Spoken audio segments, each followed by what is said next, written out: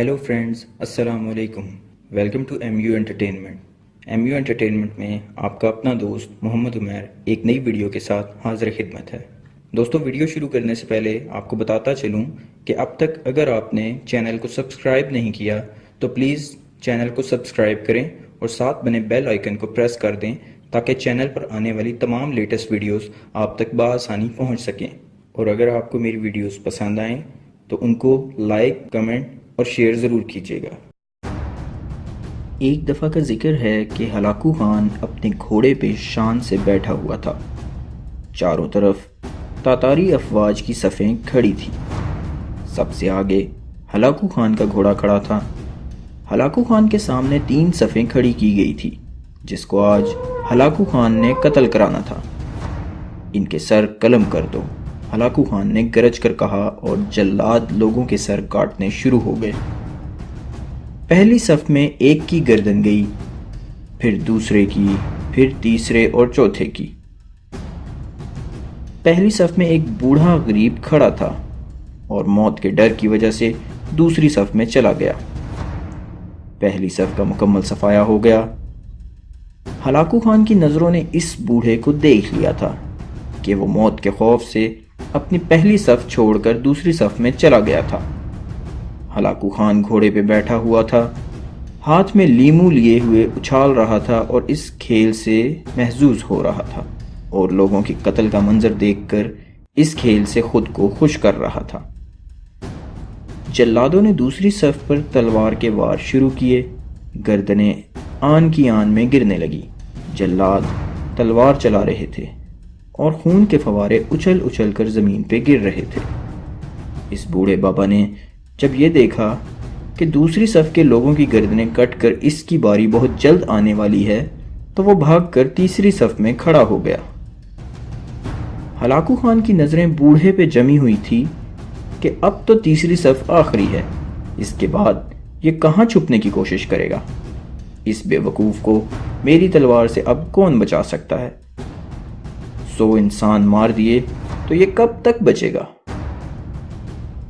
تیسری صف پہ جلادوں کی تلوار بجلی بن کر گر رہی تھی۔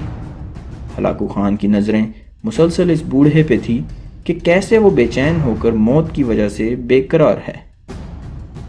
تیسرے صف کی انسانوں کی گردنیں گر رہی تھی۔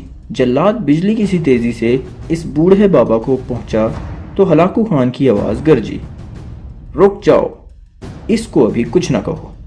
بابا بتاؤ، پہلی صف سے تم دوسری صف میں بھاگ آئے، جب وہ ختم ہوئی تو تم تیسری صف میں بھاگ آئے۔ بابا اب بتاؤ، پیچھے تو کوئی اور صف بھی نہیں ہے، اب بتاؤ کہاں جاؤ گے؟ اب تم کو مجھ سے کون بچائے گا؟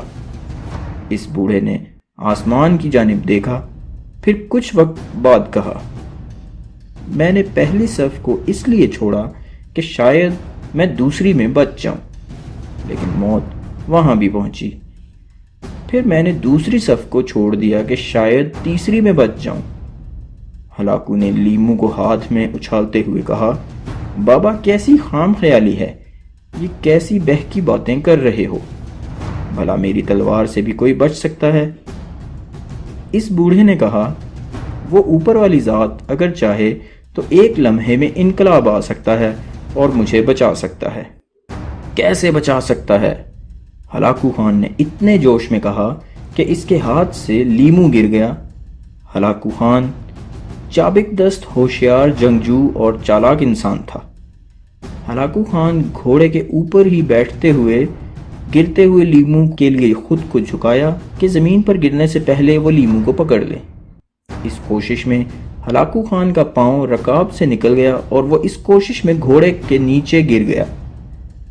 ہلاکو خان کا گھوڑا اتنا ڈر گیا کہ وہ بدک گیا۔